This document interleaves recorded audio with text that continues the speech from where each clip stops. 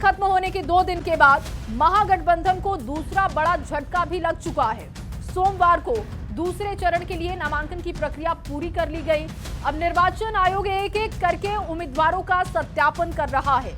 इस प्रक्रिया में महागठबंधन को दूसरा बड़ा झटका लगा। आपको रिपोर्ट के जरिए दिखाते हैं। और उनके उम्मीदवार को मुझसे डर है, मेरे पार्टी से डर है। ये है श्वेता सुमन। आरजेडी ने मोहनिया विधानसभा सीट से इन्हें चुनावी मैदान में उतारा था, पर निर्वाचन आयोग ने इनका नामांकन रद्द कर दिया है। श्वेता सुमन का आरोप है कि आयोग ने उनके साथ अन्याय किया है। आरोप लगाया गया था कि मेरा जाति प्रमाण पत्र, मैं यूपी की हूँ, मेरा जाति प्रमाण पत्र यूपी का नहीं होकर के मैं यहाँ की मूल निवासी नहीं हूँ, जबकि मैं 20 सालों से मैं यहाँ पे रह रही हूँ। मंगलवार को बीजेपी के लीगल सेल ने श्वेता सिंह के जाति प्रमाण पत्र को लेकर सवाल उठाया था और आरोप लगाया कि उनके पास बिहार का नहीं, यूपी का जाति प्रमाण पत्र है। बीजेपी के लीगल सेल ने निर्वाचन आयोग से इस पर कार्रवाई की भी मांग की थी। अब जरा ये भी जान लीजिए कि निर्वाचन आयोग का नियम क्या कहता है।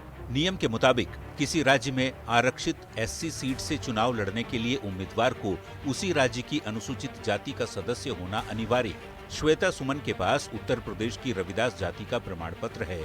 चूंकि मोहनिया एससी के लिए आरक्षित सीट है, इसलिए निर्वाचन आयोग ने श्वेता सिंह का नामांकन रद्द कर दिया और आरजेडी को दूसरा झटका दे दिया।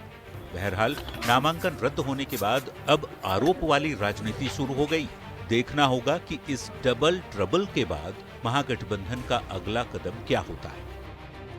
पटना से संवाददाता रवि एस नारायण के साथ ब्यूरो रिपोर्ट, न्यूज़ 18। और चलिए अब मोहनिया सीट पर चर्चा वाली महासंग्राम को भी समझते हैं। दरअसल बीजेपी लीगल सेल की निर्वाचन आयोग से शिकायत की थी, जिसके बाद आरजेडी उम्मीदवार श्वेता सुमन का नॉमिनेशन रद्द कर दिया गया। अब इसको लेकर श्वेता सुमन लगातार निर्वाचन आयोग के खिलाफ हैं। बीजेपी ने श्वेता सुमन के खिलाफ क्या शिकायत की थी, ये भी जान लीजिए। जाति प्रमाण पत्र को लेकर सवाल उठाए गए थे। जाति प्रमाण पत्र बिहार नहीं, यूपी का है, जबकि श्वेता सुमन कह रही हैं कि वो 20 सालों से बिहार में है। अब ये भी समझ लीजिए कि निर्वाचन आयोग के नियम क्या कहते हैं और क्या नियम होते हैं आखिर निर्वाचन आयोग की तरफ से नामांकन को रद्द करने के लिए। एससी आरक्षित सीट के उम्मीदवार के पास उसी राज्य का एससी जाति प्रमाण पत्र जरूरी है। श्वेता सुमन के पास यूपी के रविदास जाति का प्रमाण पत्र है। श्वेता सुमन ने मोहनिया एससी सुरक्षित सीट से नॉमिनेशन फाइल किया था। यूपी का जाति प्रमाण पत्र होने की वजह से उनका नॉमिनेशन रद्द किया जा चुका है। नॉमिनेशन रद्द होने के बाद श्वेता सुमन ने निर्वाचन आयोग पर आरोप लगाते हुए कहा कि मेरे साथ अन्याय किया गया और मेरे साथ पक्षपात करते हुए ये फैसला निर्वाचन आयोग ने लिया है।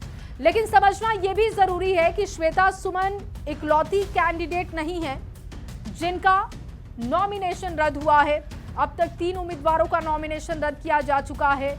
सबसे पहले चिराग पासवान की पार्टी एलजेपी रामविलास की मढ़ौरा से उम्मीदवार सीमा सिंह का नॉमिनेशन रद्द किया गया।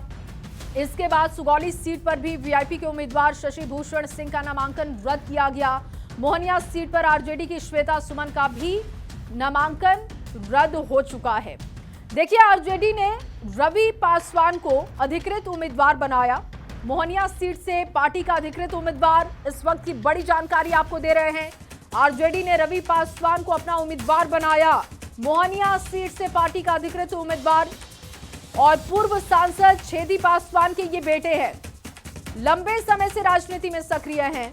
मोहनिया से निर्दलीय उन्होंने नामांकन किया। कैमूर की मोहनिया विधानसभा सीट से आरजेडी प्रत्याशी का नामांकन रद्द हुआ था। आरजेडी प्रत्याशी श्वेता सुमन का नामांकन रद्द हुआ था जाति प्रमाण की वजह से। और देखिए, ये जो जानकारी हम आपको दे रहे हैं रवि पासवान को लेकर, उन्होंने निर्दलीय अपना पर्चा वहां से भरा हुआ है और आरजेडी की तरफ से इनको समर्थन दिया गया, क्योंकि मोहनिया से श्वेता सुमन का नामांकन रद्द हो चुका है। आरजेडी प्रत्याशी श्वेता सुमन के नामांकन रद्द होने के बाद आरजेडी ने रवि पासवान को अपना समर्थन दिया।